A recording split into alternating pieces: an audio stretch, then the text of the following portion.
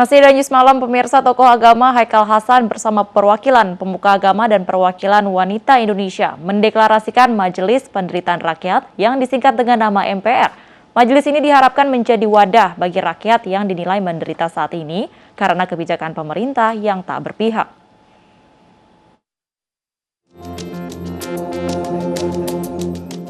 Sejumlah tokoh mendeklarasikan Majelis Penderitaan Rakyat yang disingkat MPR. Deklarasi yang dilaksanakan di kawasan Keramat Jati, Jakarta Timur ini muncul karena menganggap banyak aturan pemerintah yang kerap berubah-ubah dan tidak berpihak kepada rakyat. Mereka menilai sejumlah kebijakan mulai dari perpanjangan PPKM, masuknya TKA di tengah pandemi, hingga kegiatan masyarakat berbasis digital melalui aplikasi Peduli Lindungi yang menunjukkan bukti vaksin dinilai memberatkan sejumlah elemen masyarakat.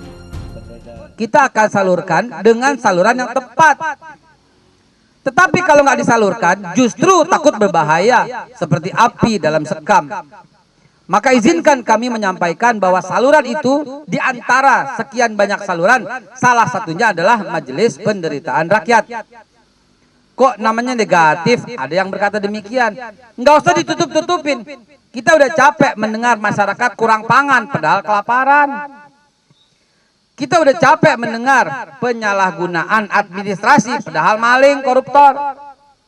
Karena itu, bicaralah apa adanya bahwa betul rakyat tengah menderita dan MPR berharap salah satu dari sekian banyak untuk penyaluran seperti itu.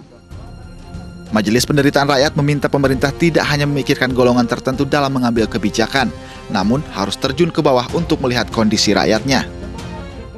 Wakil rakyat, kalau saya berharap wakil rakyat mendengar rintihan suara kami rakyat.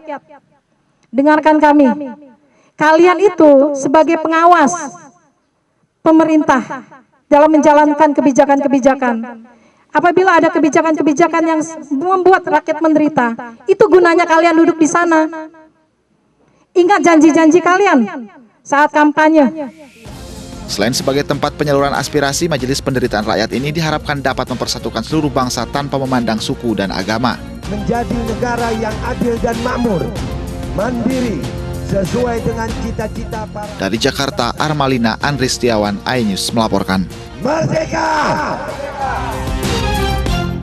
Pendiri Majelis Penderitaan Rakyat menyatakan alasan dibentuknya organisasi adalah dari hasil jajak pendapat tingginya penderitaan rakyat belakangan ini. Sementara tenaga ahli utama kantor staf kepresidenan Ali Mohtar Ngabalin menyambut baik masukan-masukan yang akan disampaikan ke Majelis Penderitaan Rakyat.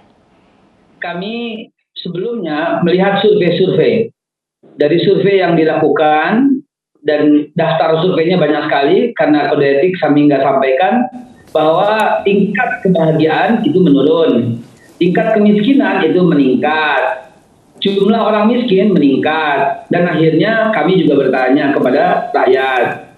Survei-survei itu menunjukkan bahwa memang ada saluran yang tersumbat, penyampaian aspirasi menjadi takut,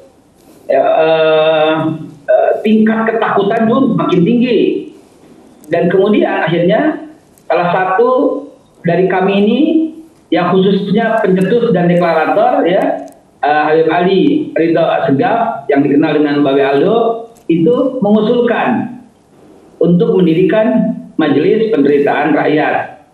Saya kira pembentukan MPR sendiri itu sesungguhnya adalah tempat yang saya kira seperti awal saya katakan, benar-benar mudah-mudahan bisa menjadi organisasi, menjadi wadah untuk menyalurkan banyak pikiran, aspirasi dari masyarakat. Kita tunggu, sampai sekarang kita belum tahu, mudah-mudahan dalam waktu yang tidak terlalu lama, secepatnya organisasi ini bisa menjalankan fungsi visinya dengan baik. Itu saja. Beralih ke informasi lainnya, pemirsa, Komisi Pemberantasan Korupsi menggeledah rumah anak Bupati Probolinggo Hasan Aminuddin. Dari hasil penggeledahan, KPK membawa 1 koper berisi berkas dan juga data. Setelah menggeledah rumah pribadi Bupati Probolinggo, KPK menggeledah rumah 2 anak Bupati Probolinggo di Jalan Imam Bonjol, Kelurahan Sidomukti, Probolinggo, Jawa Timur. Penggeledahan berlangsung tertutup selama 3 jam dengan pengawalan petugas Polres Probolinggo. Dari hasil penggeledahan, KPK mengamankan 1 koper yang diduga berisi berkas dan data.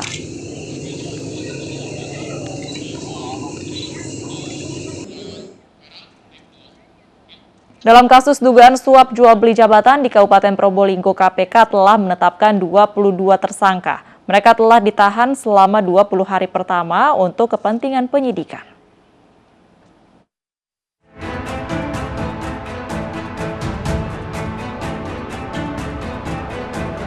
Komisi Pemberantasan Korupsi menahan 17 tersangka dugaan jual beli jabatan di Kabupaten Probolinggo, Jawa Timur. Mereka mengajukan proposal untuk mengisi posisi kepala desa yang habis masa jabatannya. Untuk kepentingan penyidikan, para tersangka ditahan selama 20 hari ke depan, terhitung sejak 4 September hingga 23 September 2021. Sebagai penerima, HA, TTS, DK, dan MR disangkakan melanggar pasal 12 huruf A atau 12 huruf B atau pasal 11 Undang-Undang Nomor 31 Tahun 1999 tentang pemberantasan tindak pidana korupsi, sebagaimana telah diubah dengan Undang-Undang Nomor 20 Tahun 2001 tentang perubahan atas Undang-Undang Nomor 31 Tahun 99 tentang pemberantasan tindak pidana korupsi junto pasal 55 ayat 1 ke 1 KUH pidana. Sebelumnya KPK telah menetapkan 22 tersangka dalam kasus dugaan suap jual beli jabatan di Kabupaten Probolinggo. 5 diantaranya termasuk Bupati Probolinggo dan suaminya telah ditahan untuk 20 hari pertama sejak 31 Agustus lalu. Dalam operasi tangkap tangan terhadap Bupati Probolinggo ini, KPK menyita barang bukti berupa uang tunai sebesar Rp240 juta dan proposal usulan nama untuk menjadi pejabat kepala desa. Tim Liputan iNews melaporkan.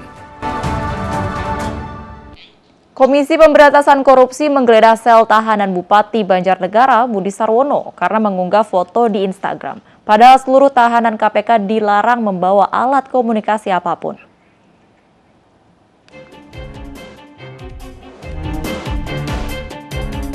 Komisi Pemberantasan Korupsi menggeledah sel Bupati Banjarnegara Budi Sarwono usai akun Instagram Budi mengunggah foto saat dirinya ditahan KPK. Dalam unggahan ini, Budi juga membantah menerima suap Rp2,1 miliar. Pasca Budi mengunggah foto, akun Instagram Budi pun hilang. Sementara Budi menyatakan unggahan itu dibuat oleh orang lain, sebab KPK melarang seluruh tahanan membawa alat komunikasi apapun. Kemudian petugas juga tadi menyampaikan kepada tahanan ini, kepada yang bersangkutan, dan yang bersangkutan menyatakan bahwa dirinya tidak bisa menggunakan media sosial. Ya, jadi tersangka BS ini tadi menyatakan dirinya tidak bisa menggunakan media sosial. Namun demikian kami perlu juga sampaikan bahwa KPK pastikan seluruh tahanan di KPK itu dilarang untuk menggunakan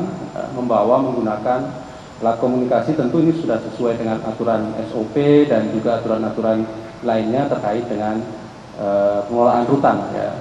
Kami pastikan itu, kemudian kami juga secara rutin memeriksa secara detail terhadap setiap tahanan ya yang ada di KPK. Sebelumnya KPK menetapkan Budi Sarwono sebagai tersangka karena diduga menerima suap Rp2,1 miliar. Suap diduga terkait proyek infrastruktur di Banjarnegara. Selain Budi, pihak swasta sekaligus orang kepercayaan Kedi Afandi juga ditetapkan sebagai tersangka. Dari Jakarta, Tim Liputan iNews melaporkan. PPKM belum dicabut, namun tempat wisata di sejumlah daerah sudah ramai pengunjung. Informasi lengkapnya akan hadir usai jeda, tetaplah di iNews Malam.